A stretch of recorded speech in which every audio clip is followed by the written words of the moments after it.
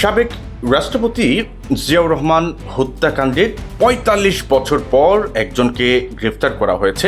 সাবেক সেনা কর্মকর্তা, তার নাম মোজাফফর হোসেন। বর্তমানে তার বয়স ৭৭ বছর।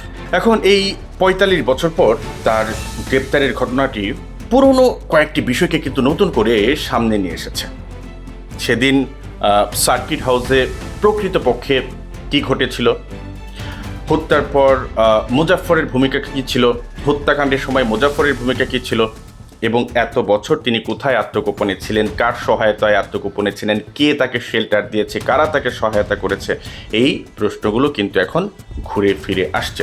শহীদ প্রেসিডেন্ট জিয়াউর রহমান হত্যাকাণ্ড নিয়ে এখন পর্যন্ত যেসব বই প্রকাশিত হয়েছে, ঐতিহাসিক যেসব বর্ণনা পাওয়া যাচ্ছে, সেই সব বইয়ের তথ্য অনুযায়ী মুজাফফর ওই দিন জিয়াউর রহমানের কাছেই ছিলেন এবং জিয়াকে হত্যার মুহূর্তে একদম তার কাছে ছিলেন এই মেজর মুজাফফর।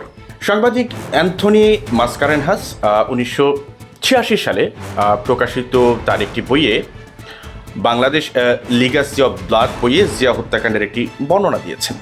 বইটি ত্রয়োদশ অধ্যায়ে তিনি লিখেছেন যে হামলাকারীরা সার্কিট হাউসের কক্ষগুলোতে জিয়াউর রহমানকে খুঁজছিলেন। গোলাগুলির শব্দ পেয়ে জিয়াউর রহমান কক্ষ থেকে বেরিয়ে এলে তার সবচেয়ে কাছে যে ব্যক্তিটি ছিলেন তিনি হচ্ছেন এই মুজাফফর এবং লেফটেন্যান্ট মুসলিউদ্দিন। মাসকারেনহাসের বর্ণনা বলছে যে মুজাফফর তখন দৃশ্যত কাঁপছিলেন, কাঁপাকাঁপি করছিলেন।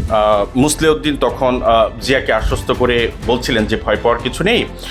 আর বইটিতে বলা হয়েছে যে মুজাফফর এবং মুসলিউদ্দিন তখনও মনে করেছিলেন যে জিয়াউর রহমানকে হত্যা নয়, তাকে হয়তো সার্কিট হাউস থেকে তুলে নেওয়া হবে।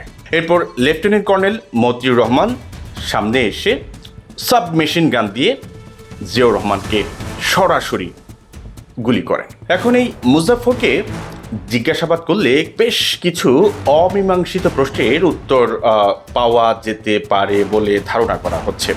যেমন সার্কিট হাউসে অভিযানের আগে কর্মকর্তাদের কি বলা হয়েছিল, জিয়াউর রহমানকে হত্যা নাকি তুলে নেওয়া হবে, কি বলা হয়েছিল, তখন কোন উদ্দেশ্যের কথা বলে তাদেরকে নিয়ে যাওয়া হয়েছিল এবং পরিকল্পনার সঙ্গে কারা যুক্ত ছিলেন তিনি সেই বিষয়ে জানতেন।